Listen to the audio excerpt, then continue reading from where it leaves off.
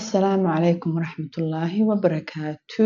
اللهم صل وسلم على سيدنا محمد وعلى آل محمد كما صليت على إبراهيم وعلى آل إبراهيم إنك حميد مجيد.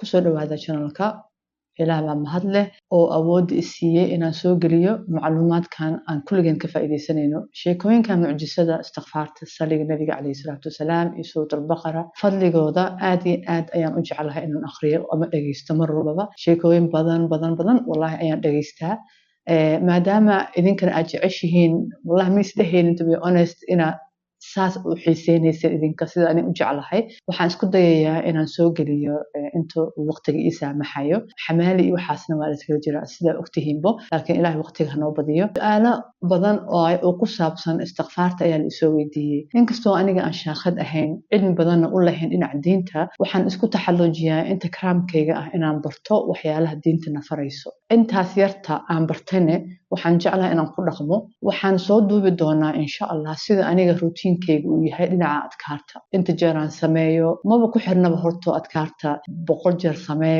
1000 jeer samee iyo waxaas ma ku xirna adkaarta waxay ku xiran tahay adiga inaan qalbigaaga iyo daacad oo saafi ah la imaato waqtigaagana aad siiso adigoo macnaha wax daawanaysid ama adigoo maskaxdaada maqan tahay camal inaad sameyso ma aha adkaarta iska sameyna ma aha waa inaad maskaxdaada joogtaa marka aad adiga dambiyadaada ka fikirtaa iyo waxa aad soo qaladay iyo waxyaalaha aad soo sameysay ilaahay aad barinaa marka iska samee ma aha 1000 iyo 100,000 iyo 50,000 aad sameynaa waxaas aniga cina ma laha waxa ka fiican 10 ama 100 oo maanta si fiican inta u fikirtid aad sameysid ayaa ka fiican adigoo 50,000 sameysay oo iska boobsiiso wax ka fikiraysid waxaas dad badan waa jira oo dhahay 100,000 aad sameyno oo waxa laga yaabaa inay xisaabinayeen markay cunto karinayeen markay jidka lugeynayeen markay shopping sameynayeen markay waxyaalo badan ay qabanayaan carabkooda ku hayaan dadkaas waa garan karaa qooshan saasay ku fiican tahay marka insha Allah waxaan isku taxalluujinayaa inaan soo gudbiyo sheekooyinkan waqti badan ayaan haysanaa hadii aan daacad u sheekaysanayno waqti badan oo aan ku sheeka ku dhimanaa filmaan ku daawanaa musalsalada ku daawanaa horta hal wax waan ku hubaa hadii maalintaadii oo dhan aad ka fakaraysid sida aad kaarta u dhameystiri lahayd maalintaas wixii xan ahaa ama dambi ahaa automatically uu ka yaraanaya waxa kale oo dareemaysaa moodkaagii oo kor u kaca xanaaq iyo murugo iyo walwal waa isdaynaysaan intaas ayaa ugu yar waxa aad helayso markii aad istighfaarta ama saliga nabiga aad badiso iska badaaba nimcada kale oo la socota adigoo dambi dhaaf ah hesho dambigaagii lagu bedel xasanaad adigoo risqiga lagu badiyo iyo wixii lamid ah laakiin tan ugu yar aniga aan maanta aan marqaati ka ahay ilaahay ii jeeday waxa waay hadii maanta wax yar aan qof iga xiraajiyo ama wax yar oo la isoo sheego oo akhbaar oo aan ku farxin istighfaarta meel la fariistaa ama saliga nabiga meel la fariistaa 10 daqiiqo 20 daqiiqo ka bacdi qalbigaygii xogo inuu soo fiicnaado wixii dhan ilaahay uga tirtiraa marka hadaa dhibaato adig maanta aad ku jirto noloshaada ama wax dhibsanayso mar walba inta fariisato istighfaarta billaah astaghfirullah illa inta waxaan ku soo gaaray astaghfirullah waliga dhihi jiray subhanallah khayr allah idin siiyo walaalaha oo isaxay astaghfirullah inaan dhahdin mar walba anyway aan bilaabano hawsheeni aad halkan u timid qisooyinkeeni qisada u koowaad qisadan waxa soo qortay gabar oo ninkeedii ahaa nin aad u fiican sheekadan gabadha waxay ka sheekeynaysaa ninkeeda oo ahaa nin aad u jecel nolosha iyo xayina ahaa nin fiican oo xayi ah oo quwad leh nolol fiican oo degan ayay ku jireen si lama filaan ah ninkeedii ayaa xanuunsaday ilaa iyo heer 18 kiilo oo culays ka dhacay isbuuc gudahiisa wuxuuna bilaabay inuu si aad ah isu bedelo xanaaq joogto ah qaraabadii uu booqan waayay ama uu yareeyay inuu booqdo noloshii waxay ku noqotay cudurro iyo aafo badan taas oo sii kordhisay walwalkii iyo dhibaatooyinkii qoyska haystay gabadhan waxay dareentay in nolosheedii soo xirxirantay oo mugdi ay noqotay ilaa ay ka bilowdo istighfaar naxariista Alle dartiis waxa ay bilowday in habeen iyo maalinba istighfaar sameyso ilaa ay maalintii ay aqrin jirtay 2000 ilaa 7000 oo istighfaar ah asbuucyo kadib gabadhii ninkeedii wuxuu arkay lafo iyo timo iyo cidiyo oo gaarigiisa agtiisa yaala iska badaaba inay ogaadaan in la sixray Allah subhanahu wa ta'ala wuxuu tusay meeshii sixirkii uu yaalay ayagoo raadis badan u galin gabadhu waxay sheegtay in maalmo yar gudaheed kadib markii ay gubtay sixirkii ninkeedii iyo reerkiiba dib ay ugu soo noqdeen farxadoodii iyo nabad hurdo iyo deganaansho markaas ay ugu horeysay kadib markii ay masiibadan hurdo la'aan ku riday reerka oo dhan in ka badan hal week sheekadani waxay qaboojinaysaa ama rajo gelinaysaa dadka sixirka lagu sameeyay iyo guud ahaan cudur kasta ayagoo og in farahooda ku haystaan ama gacantooda ay ku haystaan mid kamid ah daawooyinka aad ugu fiican taas oo ah istighfaarta subhanallah sheekada labaad muddo 4 sano ayaa dhibaato i haysatay oo si kasto u xallin waayay. Waxaan kala kulmay dhib aad u badan oo aan dareemay in albaabada adduunyada oo dhan la iga soo xiray. Cid i caawisa ma haysan, Alla subxaanahu wa tacaala aan ka ahayn. Waxaan bilaabay inaan weydiisto Alla subxaanahu wa tacaala dambi dhaaf in badan. Intaan fariisto meel ayaan soo xasuusanayay dambi kasta oo aan weligay galay oo markaasna si dhab ah ugu toobad keenayay. Markaan istighfaar sameeyayba waxaan dareemayay in toobada iga tirtirayso dambigayga oo idil. Markaan nabad iyo naxariisna qulubteeda ay soo galaysay. Subxaanallah, wixii 4 sano i dhibayay oo dhan oo xal u waayi jiray, Allah subxaanahu wa tacaala wuu ii sahlay oo wuu ii kala furfuray. Nabiga sallallahu alayhi wasallam wuxuu yiri ruuxii dambi dhaaf weydiista Allah subxaanahu wa tacaala, Allah wuxuu u furayaa albaabada, arsaaqadana wuu u soo saarayaa meel uusan ka filanayn. Muhiimadu waa inaad daacad u ahaataa baryada alle oo aanan ku laaban dambiyadii aad samaysay hore. Markuu alla kuu furfuro oo kuu fududeeyo amuurtaada, ha iloobin Allah subxaanahu wa tacaala markii aad dareento relief iyo nabad markaad dareento wixii oo lagaa furfuro dhibaatadii aad ka baxdo, ha ilaawino badi adkaartaada iyo dikriga. Sheekada saddexaad, silic iyo qaxar ayaan ku jiray markaan la noolaa guriga familkayga. Waxaan ahaa gabar 35 jir oo aan la guursan.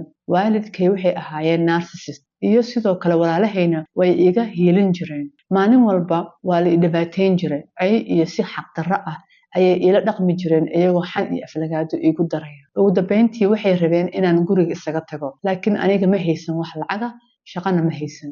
Waxaa daciifnimada ii keentay xadgudubkoodii oo sanado badan la igu hayay. Nasiib wanaag waxaan maqlay mucjisooyinka akhrinta suurada Baqara maalin kasta iyo istighfaar oo 10,000 maalintii aan sameyn jiray. Waxaan u bilaabay istighfaartan iyo akhriska suurada Baqara si aan uga baxo xaaladahan dhibka badan aan ku jiray. Kadib 4 bilood oo aan akhrinayay astaghfirullah 3,000 oo jeer maalin walba, wax isbedel ma arkin. Xaaladayda sidii lay u taagnayd. Waxaan ka cabaaday in aanan arag wax horumar ah. Waxaan rabay xitaa inaan gabigeeda iska joojiyo adkaartan. Si kastaba ha ahaatee, dhammaadkii bishii 4aad waxa igu dhacay 3 arrimood oo la yaab leh. Marka hore waxaan bilaabay inaan iraahdo istighfaarta ducada Yunus alayhi salaam oo ah laa ilaaha illaa anta subxaanaka innii kuntu minadh dhaalimiin. Marka labaad, markasta aan istighfaar Allah subxaanahu wa tacaala weydiisto, waxaan ka fakiri jiray dambiyadeedii oo gacanteedii carabkayga ku geystay. Inaan ka shalaayo anigoo Allah subxaanahu wa tacaala baryayo inuu i cafiyo si aan daacad ugu noqdo Allah subxaanahu wa tacaala. Midda saddexaad waxaan bilaabay inaan ducadii Yunus alayhi salaam aan badiyo markii tahajjudka aan tukanayo. Hal habeen si lama filaan ah ayaan bilaabay oohin anigoo ka qoomameynayo dambiyadii oo dhan si dhab ah iyo toobadkeen daacad ah. Markaan daacadnimadaas la imaaday iyo qoomameyskaas, dhibaatooyinkii i haystay oo dhan hal xabba bay u kala furfurmeen. Ilaahay wuxuu u xalleeyay hal xabbo. Allahu akbar. Qofkan afaraad, gabadhan waxay sheekadan qortay bishii Ramadaanka. Waxay ku bilowday maanta waxaan lahaa chemistry imtixaan chemistry aan lahaa. Marka xalay ayaan go'aansaday inaan istighfaar si joogto ah u akhriyo markii aan taraawiixda ka soo baxay oo quraankaygana aan akhriyay. Waxay fiirisay gabadhan cashiradii laga rabay biro imtixaanka ay ku gali lahayd. Wuxuu ahaa practical imtixaan ah. Waxay tiri waxaan dareemay inaan waxaan oo dhan akhrin karin hal habeen gudahood. Walwaac iyo stress fara badan ayaa i hayay. Markaas waxaa igu soo dhacay hubkii ugu fiicnaa oo ahaa istighfaar. Iyadoo ah bil Ramadaan ayaan is iri qalabka ugu fiican aan la dagaaltagi doonaa waa istighfaar. Waxaan soo qaatay tasbiixda oo digitalka tayaristo gacanta dhaq lagu siiyo. Ayaan bilaabay inaan akhriyo istighfaar joogto ah ilaa iyo 10,000. Kadibna waxaan tukaday tahajjud. Hortayda waxaan soo dhigtay buuggii la iga rabay inaan xifdiyo oo barto. Markaas Allah waxaan weydiistay oo Ilaahayow waad ogtahay inaan wax kale aan baranin maanta imtixaankan. Aad iyo aad ayaan uga walwalsanahay. Yaa Rab ii gargaar oo i caawi. Waxaan akhriyay ducadii Nabi Muuse ee caanka ahayd. Rabbi innii lima anzalta ilaya min khayrin fakhiir.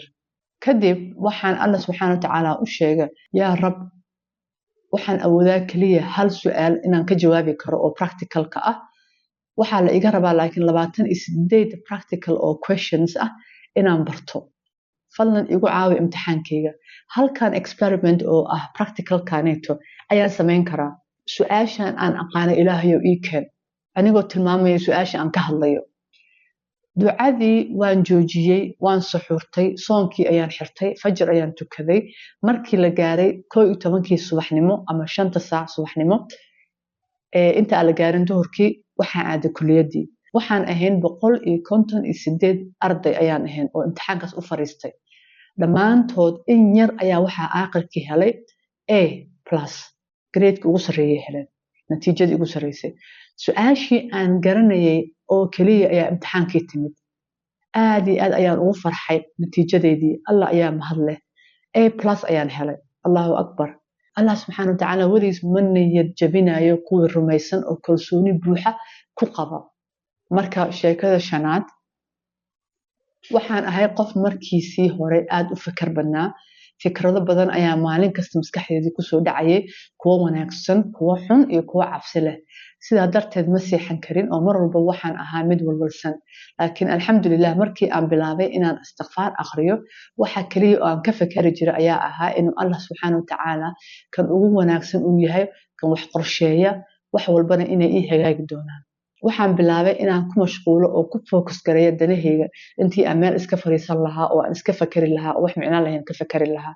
waxaan ka imid qoys fakar badan, walbahaar iyo walwal iyo dhibaatooyinka caafimaadka maskaxdana usii dheer tahay. dadka badankood oo gurigeena jooga way dhiban yihiin, walbahaar ama ra'yi oo negative ah unba maskaxdooda maanta dhan ku wareeganaya. waxay ku mashquulaan negative thinking oo ku saabsan mustaqbalkii iyo dhammaan waxyaalaha aan faa'iido lahayn. basically future-ka ayay ka fakaraan, waxaan ma dhici doono, kama dhici doono, maanta dhan waxay ka fakaraan wax oo negative ah. laga soo bilaabo markaan ahaa teenage, dhibaatooyinkan waan qabay. waxayna iga duqeyn jireen dhinaca waxbarashada, dhinaca guurka iyo shakiga xagga mustaqbalka. waxyaalo yar yar oo micno lahayn ayaan u arkaa dhib waaweyn. maskaxdeeda intaas unbaa ku wareegaysa. wax kale maskaxdeeda iima ogolay inaan ka fakaro aan ahayn waxaan micno lahayn iyo waxyaalo micno lahayn wax weyn ay noqoto. maalin maalmaha ka mida ayaan waxaan is iri saan si ma ahee, waa inaan wax ka qabtaa cudurkan i cirib tiray. daawo waxba iima tarayso ayaan is iri, maadaama ay tahay wax temporary ah oo waqti gaaban wax kuu qabanayso kadibna faa'iido lahayn. wax oo waqti dheer ah aan qaadan karana ma ah daawada. aakhirkii waxaan helay tahajjud iyo istighfaar. markaas ayaan bilaabay inaan ku dhaqaaqo. waxaan samayn jiray 1000 istighfaar, si tartiib ah ayaan u kordhiyay ilaa 7000. alxamdulilah markii u horeysay maskaxdeyda way joojisay fikirkii qaldanaa. waxaan bilaabay inaan waxyaalaha nolosha iska fududaysto. shakiga tirada badnaa way iga yaraatay. hadda wax walwal ah dhinaca mustaqbalka ma jiro. Allah ayaa mahad leh oo dhibkan iga saaray. subxaan allah, sheekadani waa sheeko cajaa'ib leh. dad badan ayaa arkaa oo maskaxdoodii maanta dhan depression haya, anxiety, panic, walwal iyo walbahaar iyo mamar aniga waxaas dhehaysaa waxaanid wax micno leh ma aha. laakiin dadka saas u fakara oo waxyaalaha iska fududaysta, dadkaas hata nimcaday ku jiraan wallahi mays ma oga. dad waxaan arkay dhibaataysan oo waxyaalo waxaa jira oo 2 sano 10 sano ka hor dhacay weli xasuusta oo dhahay saan baa lii galay. honestly wixii shalay liigu sameeyay xataa aniga ma xasuusto, because waa horta nimcan u arkaa alxamdulilah. dadka oo dhibkaas qabana ilaaha ka saaro. wixii tagay way tageen, waxba kama qaban kartid. dib wax lagugu sameeyey iska cafi, dan ka dhaqaaq. waa adagtaasi loo samaysaa. dad baa ilaahay different nooc u samaysan. marka ilaahay bari inuu waxaas dhan kaa tirtiro. sheekada 6aad, waxaan dhihi lahaa noloshayda si buuxda ayay isu bedeshay biidnillah. alxamdulilah noloshayda waxay ahaan jirtay mid qahar iyo dhib badan oo xiiso badan lahayd. mararka qaarkood maskaxiyan ayaan u xanuunsanaa. noloshayda oo dhan kuma qanacsanayn oo kuma faraxsanayn.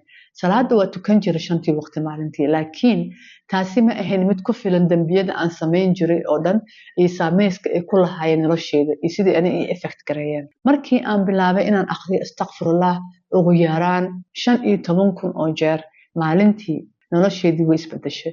hadda inta badan waxaan dareemaa farxad, waxaan dareemaa nabad, xayi iyo wad ayaan iska dareemaa. risqigayga wuu kordhay, waxbarashadeeda way ii fududaatay, iimaankaygana wuu kordhay. dambiyo qaar aan samayn jiray way ii fududaadeen inaan iska yareeyo ama iska joojiyo. waxaan joojiyay dhagaysigii musiga. nafteydii awood ayaan u yeeshay inaan xakameeyo. waan ka adkaada nafteydii. waxaa ii sahlaatay inaan sameeyo camalo qaar wanaagsan, sida inaan garka la baxo. dadka noloshayda ku jiray xiriir wanaagsan ayaan la lahaaday waxaad u malaysaa inay xitaa ii xiiseen marmarka qaarkood dhammaan ducooyinkoogii oo dhan waa la wada aqbalay marka laga reebo in yar aan ahayn kuwaas yarka xataa ducooyinkaas aan rabo waa sugi karaa waa ducooyin mustaqbalka aan ilaahay ka rabo I know inaan helayo insha Allah waxaa sidoo kale dareemaa nuur badan iyo hurdadii oo ii ficnaatay haddaan soo koobo dhinaca walba nolosheedii aad ayay u ficnaatay laakiin waxaan rabaa inaan qof kastoo sheekadeyda akhrinaya aan talo siiyo haddii aad doonayso inaad samayso istighfaar dib u fakar dhammaan waqtiyadii aad dambiye aad soo gashay kadib samee istighfaar sababtoo ah waxaa jira dambiye badan aan soo samaynay waagii hore oo aan weli ka toobad keenin dambiyadaas weli way saameyn karaan ducooyinkeena hadda iyo tan mustaqbalka aan samaysan doono xasuuso wixii aad dambi gashay wax yarba Allah ka dhigee kana toobad keen haddii xataa badan yihiin ka toobad keen ilaahay waa qafuurur raxiim tan aniga waxaan ku darsanayaa marka haddii asdhehaysa lagama aqbalayo ducadaada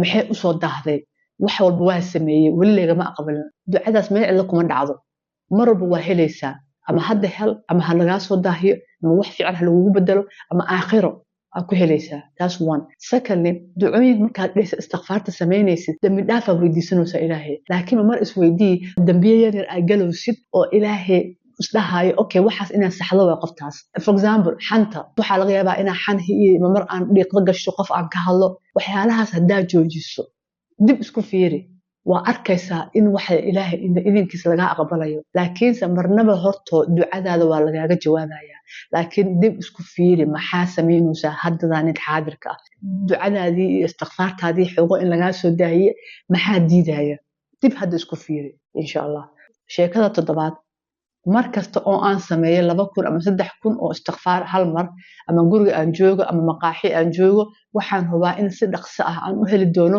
telefoon ama qof isoo raadiya oo raba inuu ii soo bandhigo business ama contract deal weyn ama business weyn ama wax yar oo iska noqon karaa hal saac ama 2 saac ka bacdi markaan sameeyo istighfaarta waa la soo wacaa waxa leeyahay kaale waxaan nala sameeyay ama risqiga ilaahay ii badinaya uu ka wadaa qofkaaneeto albaabo ayaa ii furma isku daya inaan sameysaan istighfaar Allah subhanahu wa ta'ala marna kuuma qadinayo istighfaarta baad ku helaysaa number yar ka bilow marka hore tiriska istighfaarta way saqaado intaada sameynin istighfaarta qofkan wuxuu sheegayaa inuu istighfaarta sameynayo inuu qaadanayo laakiin qasam ma aha inaad way saqaadato adigu way saqabin xitaa waa sameyn kartaa wuxuu qofkan sheekada sii wado qofka wuxuu yiri waxaan ahay qof muslimnimada ku dhashay laakiin waxaan ahaan jiray qof aan ku dhaqmin diinta kadib markaan arkay mucjisooyinkan waxaan go'aansaday inaan noqdo qof muslim fiican oo diinta ku dhaqmo alxamdulillah video wasiid ayaan u maleynayaa bad iska soco adoo soo laabada rabtid assalaamu calaykum ayuu qofkan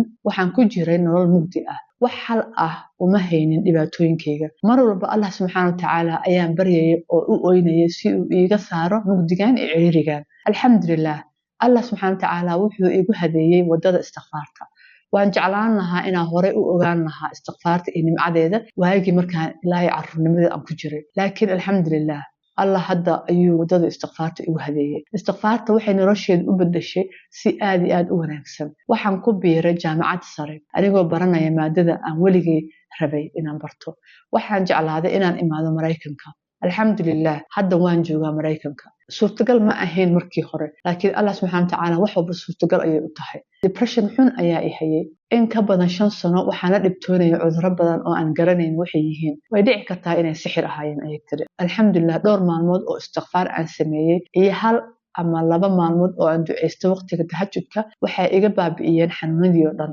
waxa u malaysaa inaan weligay jiradan aan qabinba alxamdulillah hal daawo xataa ma qaato depression dartiis baa nafta iga bixi lahayd laakiin alxamdulillah waxa soo dhan way iga baabeen maalmo gudahood istighfaarta dartiis Allah subhanahu wa ta'ala ayaa daawo iigu soo dhiibay istighfaarta waxay xalisay dhibaatooyinkaygii oo dhan sidii aan weligay u xanuunsan camal ducooyinka aan isdhaho suurtagal ma aha mar walba waa la iga aqbalaa alxamdulillah qofka sagaalaad assalaamu calaykum waxaan kala kulmay dhibaatooyin gurigeyga xagga ninkeyga iyo reerkooda waxaan dhalay 2 gabdhood oo Allah subhanahu wa ta'ala siiyay aniga waxaan u arkayay barako inay yihiin laakiin ninkeyga iyo qoyskiisa umaysan arkin barako inay tahay waxay rabeen wiilal inaan dhalo xaqayga dhinaca dhaqaalaha iyo privacy-ga ma aan ka helin ninkeyga laakiin markii aan akhriyay qoraal islaami ah dhinaca Facebook waxaan akhriyay xadiis uu nabiga sallallahu alayhi wasallam uu yiri inuu sameyn jiray 70 jeer ilaa 100 istighfaar maalintii markaas ayaan isiri annaga xagee joognaa waxaan bilaabay inaan akhriyo istighfaarta salaada fardka bacdi maalin walba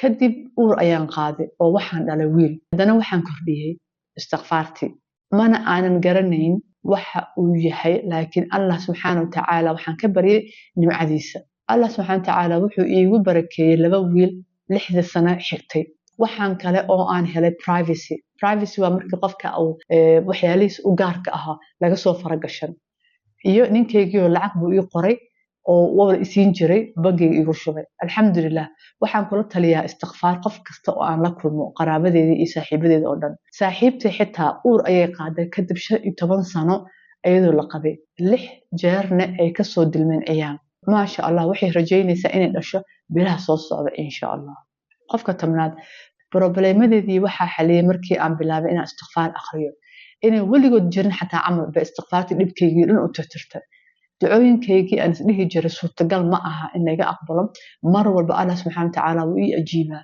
alxamdulillah xiriirka aan la leeyahay Allah subxaanahu wa tacaala ayaa sii xoogsaday xasilooni iyo qalbi wanaagsan iyo deganaan ayaa salaada ka helaa alxamdulillah istighfaartu waa hadiyad ilaahay ka timid qalbiga ka toobad keen oo samee istighfaar waxay noloshaada isku bedeli doontaa si fiican aadan aaminaynin insha Allah waxaan dhibaato ku jiray in ka badan 1 sano si kasta xal waan u waayay dhibaatadaas laakiin waxaan sameeyay istighfaar Allah subxaanahu wa tacaala ayaa i caawiyay si mucjiso leh istighfaarta waxay faa'iido u leedahay adduunkan iyo adduunka xigaba alxamdulillah qofka ku tobnaad waxaan qabay depression inkasta oo ahaan qof shaqaysta oo xaas ah guri leh oo safaro badan gali jiray wax walbana waan haystay alxamdulillah si kastaba ha ahaatee ilaahay baan ku dhaartay ma garanaynin waxa sababay depressionkayga iyo culayska nolosha iga saarnaa xitaa fikrado ah inaan isdilo maskaxdayda way soo martay waxaan u tagay dhaqaatiirta maskaxda iyo isbitaallo badan haddana murugadii iyo culayskii igama baabi'in aad iyo aad ayaan u daalay waxaan ku dhawaaday inaan isdilo kadib markaas qof aan isla shaqaynaya ayaa waxay igula taliyeen inaan akhriyo suuratul baqara laga yaabay inaan ku fiicnaado oo daawo ii noqoto ilaahay idinkiis markii ugu horeysay aad iyo aad ayay igu adkaatay inaan akhriyo laakiin markii aan sii waday ilaah baan ku dhaartay qalbigaygii wuu ii furmay farxadooda igama tagin waxaana ku duceystay in ilaahay subxaanahu wa tacaala uu habeen iyo maalin igu sugo inaan sii wado istighfaarta alxamdulillah qofka ugu dambeeyay assalaamu calaykum waxaan rabaa inaan idina wadaago qisadayda waxaa la dagaalamayay fikirka badan iyo waswaas mararka aan rabo inaan duceysto hal shay oo halkan ka sheegi karin ayaan rabay inaan helo oo mar walba u duceysan jiray laakiin mar kasta oo aan duceysto waxaan bilaabi jiray inaan shaki iga galo ducadeeda in la aqbalayo in kale fikirkayga zaa'idka ahaa ayaa halka i gaarsiiyey laakiin alxamdulillah markii aan bilaabay inaan akhriyo istighfaar iyo saliga nabiga calayhi salaatu wasalaam waxaan dareemay nabad iyo kalsooni badan in ducadeeda la aqbalayo qalbigaygu wuxuu joojiyay fikirkii badnaa sidii markii aan duceysan jiray oo shaki badan ducada iga geli jiray alxamdulillah hadda waan hubaa in ducadeeda la aqbalay oo waxaan bilaabay inaan arko ducadeedii oo la ii ajiibay oo la ii aqbalay mahadsanid inaad igu dhiirigelisay waxaan u tagay sheekh oo wuxuu ii sheegay inuu sixir i haayo wuxuuna iga codsaday inaan akhriyo aayatul kursi habeen iyo subax kasta iyo inaan sii wado istighfaarta saliga nabiga calayhi salaatu wasalaam in aan la soo koobi karin inaan wado wixii i haayay oo dhan way iga mirqeen 3 maalmood gudood ayay ku baaba'een Allah naxariistiisa way fara badan tahay mararka qaarkood inaan iska ooyo ayaan dareemaa waxaan u maleynayay inay ahayd walwal walaac iyo walbahaar alxamdulillah dhammaan wixii oo dhan way iga baaba'een marka insha Allah intaasay nagu eg tahay videogu dheeraaday iga raali ahaada wassalaamu calaykum waraxmatullaahi wabarakaatuh